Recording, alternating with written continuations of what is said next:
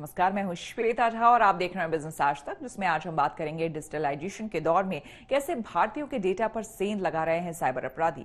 इसके साथ ही जानेंगे पारंपरिक खिलौना उद्योग देश को आत्मनिर्भर बनाने के मिशन में किस तरह मददगार साबित हो सकता है। लेकिन शुरुआत करते हैं बिजनेस टॉप 10 से। टैक्स पेयर्स को सरकार ने बड़ी राहत दी है। 31 मार्च तक बढ़ गई है सालाना जीएसटी रिटर्न भरने की समय सीमा। होली से पहले सरकारी कर्मचारियों की बढ़ सकती है तनख्वाह। डीए पर सरकार कर सकती है बड़ा ऐलान। साल 2025 तक 9 गुना बढ़ेगी डिजिटली स्किल्ड कर्मचारियों की जरूरत। 4 अरब लोगों को देनी होगी डिजिटल स्किल्स की ट्रेनिंग। डिजिटल सोने में निवेश पर भी लगेगा ज्यादा टैक्स, अब देना होगा 3% जीएसटी। भारत में स्टार्टअप कंपनियों में इस साल $2 करोड़ का निवेश करेगी आईपीवी। साल के अंत तक नेटवर्क पर सदस्यों की संख्या बढ़ाकर 5000 करने का लक्ष्य। स्टील बनाने वाली कंपनी श्याम मेटालिक्स ने आईपीओ के लिए भरा आवेदन। 657 करोड़ रुपए के फ्रेश शेयर जारी करेगी कंपनी। फेसबुक और गूगल के साथ डिजिटल पेमेंट सिस्टम तैयार करेगी रिलायंस। यूपीआई से होगी टक्कर। रसोई गैस के दाम 25 रुपए और बढ़ गए। 1 दिसंबर से अब तक 225 रुपए महंगा हो गया है सिलेंडर। अब आसान होगा ड्राइविंग लाइसेंस बनाना, ऑनलाइन पूरी होगी प्रक्रिया। अब मॉडर्न मार्केट्स में पारंपरिक बाजारों की वापसी। नोएडा में बनेगा जौहरी बाजार। देश को आत्मनिर्भर बनाने के मिशन में खिलौना उद्योग की बड़ी भूमिका हो सकती है। इसके लिए वोकल फॉर लोकल के दम पर देश में बनने वाले लकड़ी के पारंपरिक खिलौने को बढ़ावा देना होगा। इससे चीन से आयात होने वाले खिलौने पर रोक लगेगी। साथ ही भारत में इस्तेमाल के अलावा इन खिलौनों का दुनिया भर में निर्यात भी किया जा सकेगा।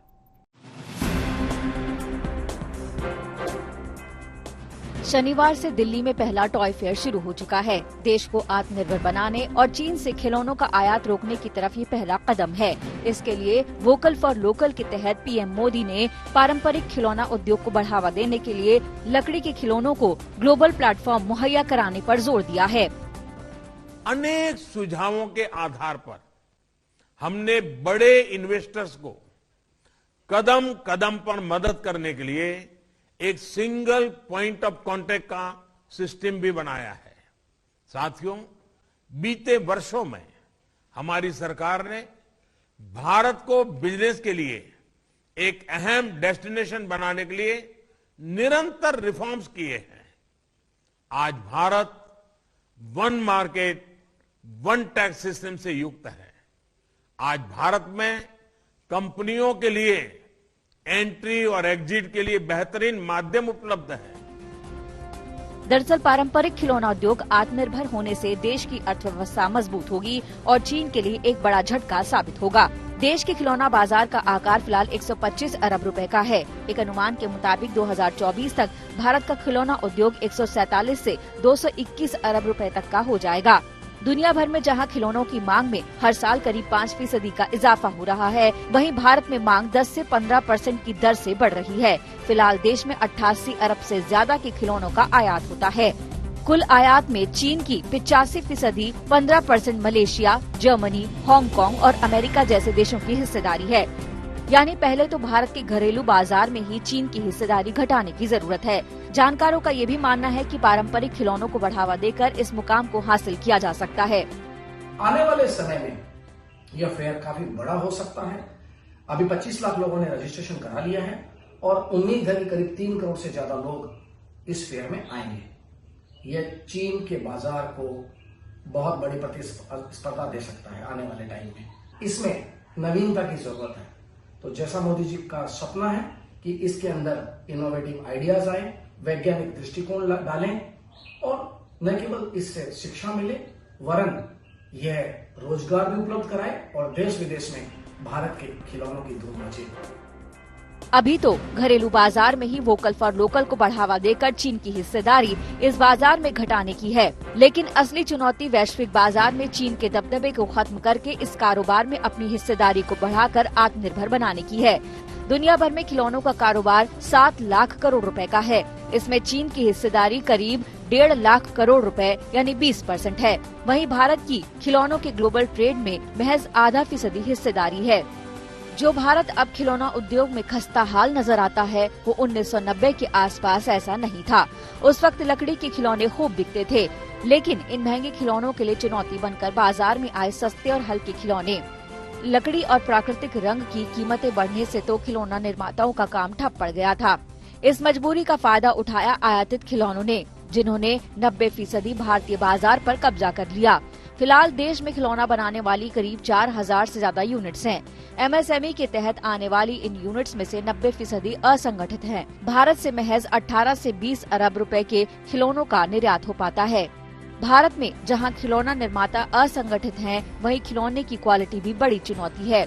निर्माण में लागत ज्यादा होने की वजह से भारतीय खिलौने अपने ही बाजार में आयातित खिलौने से प्रतिस्पर्धा नहीं कर पाते हैं। ऐसे में जरूरी है कि खिलौने की लागत कम करने की दिशा में कदम उठाए जाएं। जानकारों को उम्मीद है कि अब टॉय फेयर उन्हें इस मुकाबले में अलग ही जगह दिला सकता है। आत्मनिर्भर बनने की दिशा में भारत के प्रधानमंत्री श्री नरेंद्र मोदी का ये कदम मील का पत्थर साबित होगा।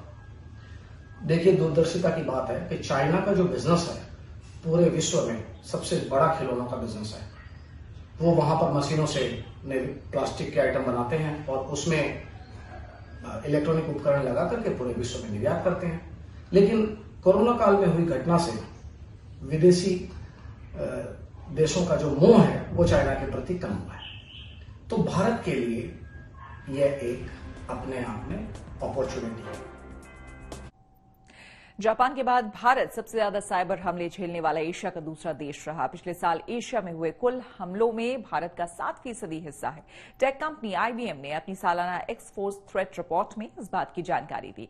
कोरोना में डिजिटलाइजेशन में हुई बढ़ोतरी से भी साइबर अपराधियों को बड़ी मदद मिली है।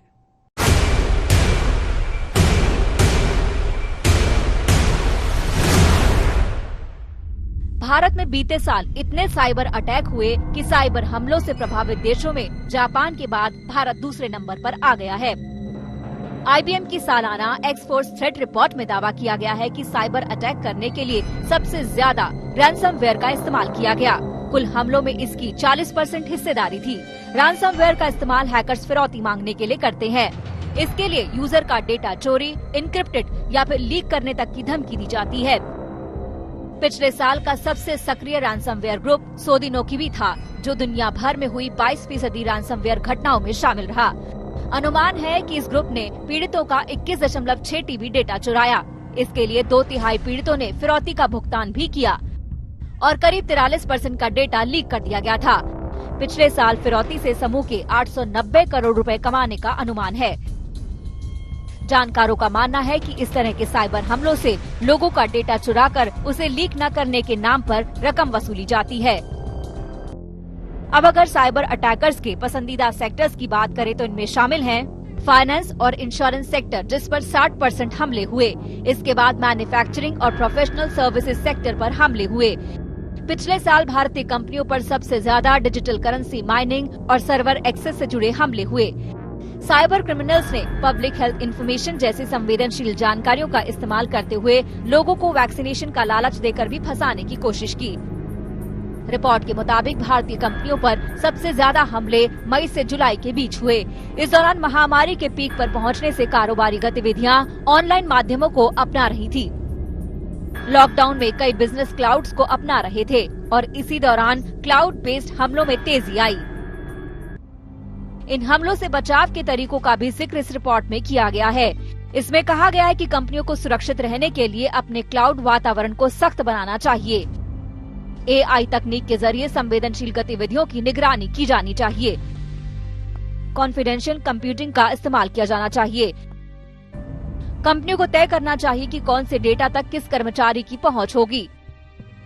रिपोर्ट में बताया गया कि साइबर अपराधियों ने नामचीन ब्रांड्स की नकल करके भी लोगों को ठगने का काम किया। इन साइबर अटैकर्स ने गूगल, ड्रॉपबॉक्स और माइक्रोसॉफ्ट जैसे टूल्स या अमेज़न और पेपाल जैसी ऑनलाइन शॉपिंग ब्रांड्स के नकली ब्रांड बनाकर भी लोगों को ठगा। यूट्यूब और फेसबुक भी इस लिस्ट में सबसे ऊपर रहे। 2020 में एडिडास 7वां ऐसा ब्रांड रहा जिसकी सबसे ज्यादा नकल की गई। यानी जितना सतर्क लोग होते जा रहे हैं, उससे 2 कदम आगे का ये साइबर अपराधी सोच रहे हैं। ऐसे में इन हमलों को रोकना भले ही मुश्किल है, लेकिन बचाव से ही इन्हें बेअसर किया जा सकता है। ब्यूरो रिपोर्ट, आज तक। तो इसी के साथ बिजनेस आज तक में मेरे साथ फिलहाल इतना ही। देश दुनिया की तमाम खबरों के लिए आप देखते रहिए आज तक।